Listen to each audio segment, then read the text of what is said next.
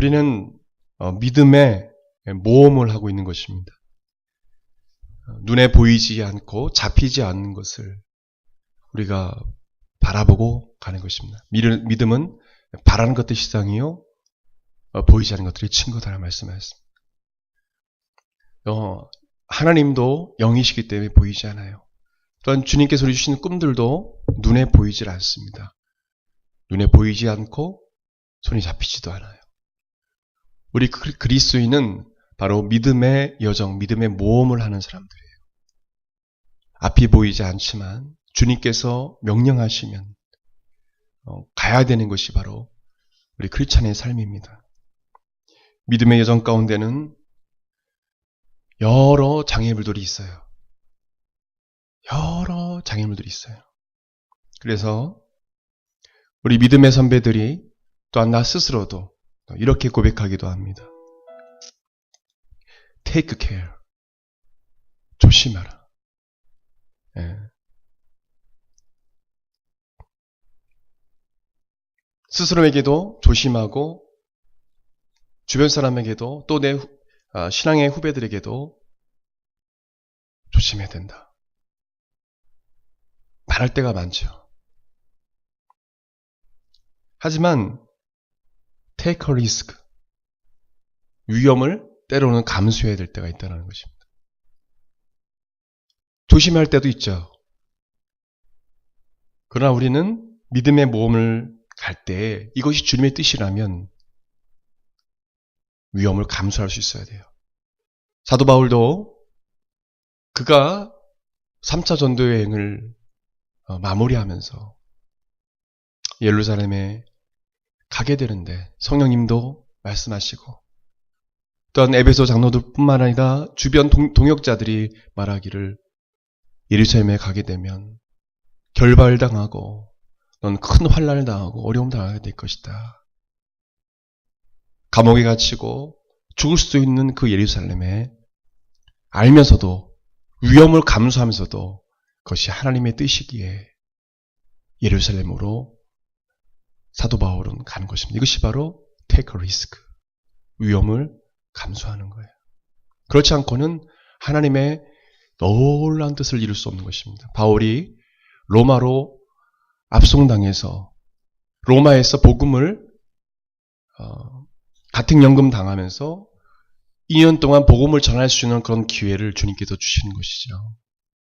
그 이후에 행적을 우리가 자세히 알 수 없으나 사도 바울은 로마에서 주님께서 그 밤에 그 공회에 그 신문을 받고 난 그 이후에 그날 밤에 주님께서 나타나셔서 take courage. 용기를 가져라. 담대하라. 너가 여기뿐만 아니라 예루살렘뿐만 아니라 로마에 가서 나를 증언하리라. 누구의 말씀이십니까? 예수님. 영내의 감옥에 갇혀 있어요. 신문을 당하고 있어요. 묶여있는 상태예요. 그러나 주님의 뜻입니다. 주님의 뜻 가운데 모든 것이 이루어진 거예요. 위험이 있지만 주님은 뭐냐면 군사를 붙이셔서 그를 로마로 가게 하시는 것입니다. 그렇지 않고서는 로마 가기 전에 사도 바울을 죽이려 했던 40명의 결사 조직에 의해서 킬러들이죠, 킬러들. 사도 바울은 죽을 수 있었어요. 하나님은 놀라운 방법으로 감옥에 갇혔지만 군사 수백 명을 동원해서 하나님은 사도 바울을 천사를 동원해서도 호위하여 주신 거예요. 배를 타고 가도 배가 전복되지 않고 무사히 갈 수 있게끔 주님께서 모든 것을 주관해 주신 것입니다. 사도 바울의 믿음의 여정 가운데는 위험이 있었습니다. 강해의 위험, 강도의 위험, 유대인의 위험, 그뿐만 아니라 여러 고통도 있었습니다. 배고픔과 자지 못함과 위험을 감수해 가야 되는 그 여정이었어요. Take a risk. 우리의 믿음의 여정은 늘 조심해라 조심해라는 여정이 아니에요. 때로는 주님께서 가라 하실 때 그 길이 뭐냐면 고통의 길인 걸 알려주시면서 가라고 하실 때가 있어요. 그러나 놀라운 하나님 섭리는 무엇인지 아십니까? 바울을 가둔 그 군사를 주님이 사용하시고, 아멘. 로마의 총독을 사용하여 주시고, 그들은 사용당하는 거예요. 바울이 붙들림 받은 게 아니에요. 주님이 그들 총독을 사용하시고 유대인들을 사용하신 거예요. 악한 자들도 주님이 사용하시는 거예요. 하나님의 주권하에 있는 거 놀라운 섭리죠. 그 과정 속에는 고통이 있습니다. 매도 맞기도 하고 조롱을 당하기도 하고 큰 위험을 당하기도 하고 그러나 그 여정 가운데 하나님의 놀라운 섭리가 있었던 것입니다. 어떤 사람은 어떤 문제에 부딪혔을 때 그 문제의 벽을 하나님께 아뢰기를 제발 주님 이 문제의 벽을 헐어주십시오라고 기도합니다. 제발 주님 이 문제를 없애주십시오라고 기도하기도 합니다. 그러나 어떤 사람은 어떤 크리스찬은 이렇게 기도합니다. 하나님 이 문제의 벽을 넘을 수 있는 힘을 주십시오. 이 문제를 이길 수 있는 능력을 주십시오라고 회피하지 않고 정면 돌파하는 사람들이 있습니다. 물론 그 길이 하나님의 뜻이 아니면 돌이켜야 되는 거예요. 방향을 틀어야 되는 겁니다. 왜? 하나님께서 운행하신 그 방향이 있기 때문에 그 길로 가야 돼요. 그러나 이 길이 하나님의 뜻이고 이 길이 하나님 기뻐하신 뜻이라면 돌파할 수 있는 그런 능력이 필요하기 때문에 주님 이 문제를 돌파할 수 있는 능력을 나에게 달라고 기도해야 되는 것입니다. 어떤 문제의 벽에 부딪혔을 때 우리는 많은 크리스찬들이 많은 사람들이 두려워하는 것을 보게 돼요. 그 두려움 때문에 결국에는 좌절하고 심지어는 여러 가지 정신질환 가운데서 고통당하다가 생애를 비참하게 마감하는 사람도 있어요. 여러분 두려움은 하나님께로부터 온 것이 아닙니다. 따라합시다. 두려움은 불법이다. 위험이 있지만 믿음의 모험이 있지만 두려워하지 말라고 주님 말씀하십니다. 왜요? 하나님은 우리 아버지는 My God, My Lord 나의 주님은 우리의 아버지는 뭐예요? 전능하시기 때문에. 그래서 우리 말씀을 통해서 우리가 깨닫는 것이 있죠. 믿는 자는 죽어도 살고 무릇 살아서 나를 믿는 자는 영원히 죽지 아니하리라. 예수님께서 말씀하시죠. 죽어도 살고 두렵지 않는 거예요. 왜? 죽어도 사니까. 영원한 삶이 있기 때문에 잠시 깜빡이는 이 인생의 여정, 그 여정을 그냥 깜빡이듯이 그냥 지나가는 여정임을 깨닫고 그냥 깜빡이듯이 그 고통을 인내하면서 감수하며 가는 거예요. 영원한 삶을 향해서, 영원한 가치를 향해서 가는 거예요. The kingdom of God, 하나님의 나라를 향해서 가는 거예요. 우리는 목회자는 사역을 하면서 여러 방해와 위험 요소가 있을 때가 있어요. 위협이 찾아올 때가 있습니다. 또한 성도들은 일터에서 큰 방해와 위협을 당할 때가 있어요. 또 학교 다니는 학생들은 비전을 가지고 나아갈 때에 시험에 떨어지거나 불합격할 때 그때의 두려움이 올 때가 있어요. 그러나 주님 말씀하십니다. 두려워하지 말아라. 내가 너와 함께한다. 말씀하시는 것입니다. 두려워하지 말아라. 내가 너와 함께하지 않니? 여러분, 불합격한 것도 하나님 뜻이 있어요. 분명 하나님 뜻이 있어요.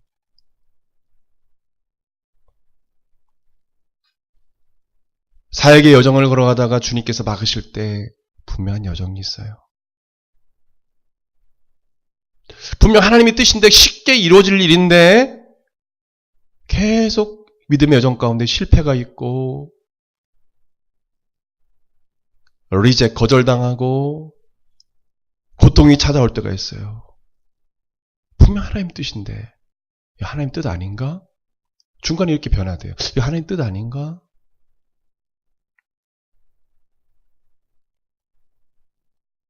여러분 믿음의 사람들도 이런 어려움이 있어요. 특별히 믿음의 사람 아브라함은 고향과 친척과 아비집을 떠나 하나님께서 인도하시는 곳을 향하여 믿음의 모험을 한 사람입니다. 너는 본토 친척 아버지의 집을 떠나서 내가 지시할 땅으로 가라. 갈대아 우르는 우상이 가득한 곳이에요. 그런 곳에 하나님께서 아브라함을 선택하셔서 그에게 나타나셔서 너는 떠나라. 이렇게 말씀하십니다. 히브리서 11장 8절에 아브라함에 대해서 이렇게 말씀하세요. 같이 읽겠습니다. 시작. 믿음으로 아브라함은 부르심을 받을 때 순종하여 장래 유업으로 받을 땅에 나아갈새 갈 바를 알지 못하고 나아갔습니다. 갈대우를 떠날 때 갈 바를 알지 못했어요. 하나님이 가라하셨으면은 어디 가야 되는지 알려주셔야 되는 거잖아요. 부산을 가라든지 서울로 가라든지 미국을 가라든지 캐나다 가라든지 아프리카로 아시아로 가라든지 일본을 가라든지 말씀해 주셔야 되잖아요. 그러나 아브라함은요. 하나님이 가라 하니까 갈 바를 알지 못해도 네 주님하고 가는 거예요. 재산 다 내려놓고 자식들하고 가축하고 끌고 가는 거예요. 재산 일부만 가지고 가는 거예요. 땅 다 내려놓고 가는 거예요. 갈대아 우르를 떠나 하란에 옵니다. 그 과정 속에는 광야예요. 사막이에요. 그래서 물길을 따라 갔을 거라고 학자들은 이야기해요. 보면 물길이 있어요. 그 물길을 따라 하란에 거하게 되죠. 하란이 너무 살기 좋아요. 괜찮아요. 그러나 주님께서 그곳에 또 머물라고 하지 않아요. 하란에 대해서 연구해 보면요. 그냥 눌러 앉아서 살면 돼요. 하나님이 여기 하란에 오라고 이제 하셨나 보다 하고, 이제 힘든 여정 끝났구나 했더니 또 하란을 떠나라고 하시네. 이 하란에서 아브라함의 아버지가 죽죠. 그리고 가나안 땅 세겜이라는 곳에 이르릅니다. 그때 주님이 이렇게 말씀하세요. 목적지에 도달하게 하셔서 이렇게 말씀하세요. 창세기 12장 7절에 내가 이 땅을 내 자손에게 주리라 라고 주님이 말씀하시죠. 또 주님이 이후에 또 약속하시죠. 내 자손을 하늘의 별과 같이 바다의 모래와 같이 하게 할 것이라. 이것은 예수 그리스도를 믿는 자손들을 의미해요. 수없이 많은, 지금 예수 믿는 사람이 수십억이잖아요. 수없이 많은 그리스도를 믿는 사람들이 있을 것이다 라고 말씀해요. 20억 가까이 되잖아요. 예수 믿는 사람이 20억 가까이 돼요.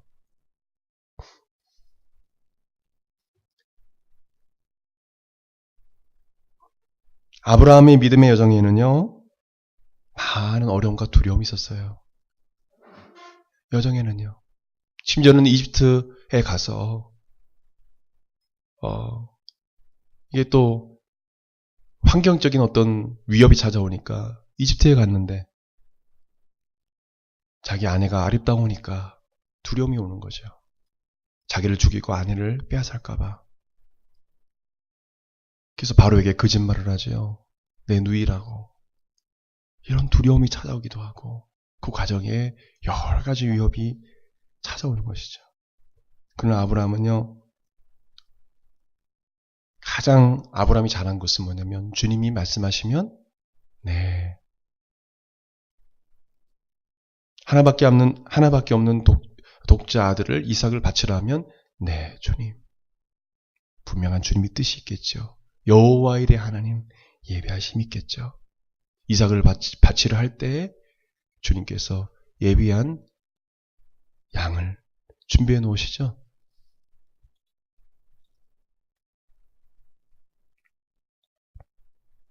우리가 믿음의 여정을 걸어갈 때 주님 왜 이 귀한 것을 가져가시나요?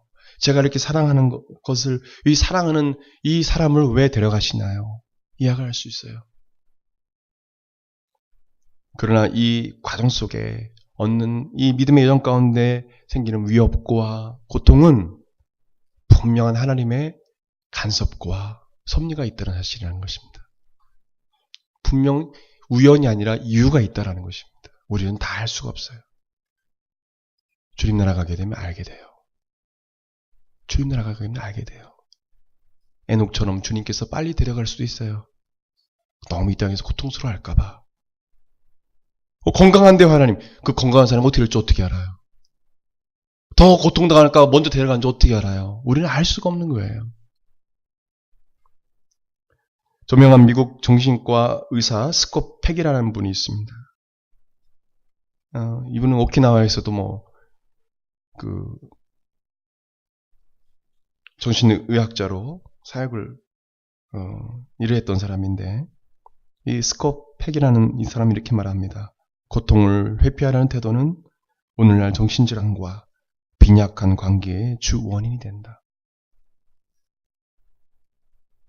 그것을 두려워하고 그것을 회피하려 할 때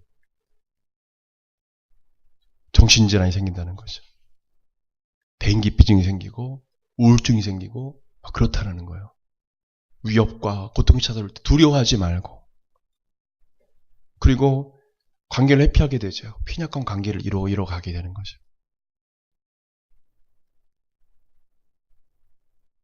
하나님은 우리를 영적으로 성숙하게 하시고 우리를 쓰시기 위해서 이 연단의 과정, 고통의 과정을 겪게 하셔요. 그 과정 속에 때로는 두렵기도 하고 때로는 너무도 힘에 겨워서 지치기도 하지만, 그러나 이 연단의 과정을 지나면 정금과 같이 하나님의 온전한 자녀로서, 또한 예수님의 온전한 제자로서 주님께서 우리를 다듬어 가시는 것입니다. 하나님은요, 그 믿음의 여정 속에서 겪는 그 고통, 또 그 어려움, 주님께서 외면하지 아니하시고 주님은 함께 하심을 우리는 믿어야 되는 것입니다. 우리 믿음의 선배들은 항상 어려움이 다가와도 하나님이 나와 함께 하심을 잊지 않았어요. 주님 부인하지 않았어요. 끝까지 주님을 신뢰했어요. 며칠 전에 기획 부동산 무슨 사기단 해가지고 TV에서 보여주더라고요. 시사 교양으로. 한 분이 1억이 넘는 돈을 사기를 당했더라고요. 땅 쓸 수도 없는 그 땅인데 1억이 넘는 돈을 사기를 당했어요. 그 사기당한 사람들이 모여가지고 있는데 그분이 막 울면서, 저 날마다 하나님께 기도해요. 막 울면서. 하나님이 살아계시다면은 하나님 살아계시면 이거 해결해 주셔야 돼요. 이거 하나님 살아계신다면 이런 일이 일어날 수 있어요. 하나님 살아계시다면 이거 해주셔야 돼요. 하나님께 따지는 것 같더라고.